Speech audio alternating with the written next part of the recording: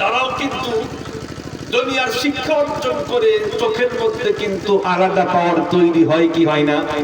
যেমন দুইটা মিসাল দেই। আপনার হাঁটুর মধ্যে ব্যথা, আপনি অর্থোপেডিক ডাক্তারের কাছে গেলেন, এক্সরে করলেন।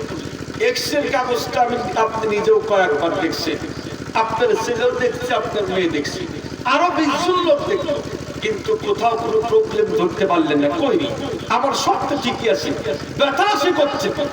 এই কাগজটা আমরা 20 জন দেখলাম, কিন্তু কোনো প্রবলেম দেখতে পাই নাই।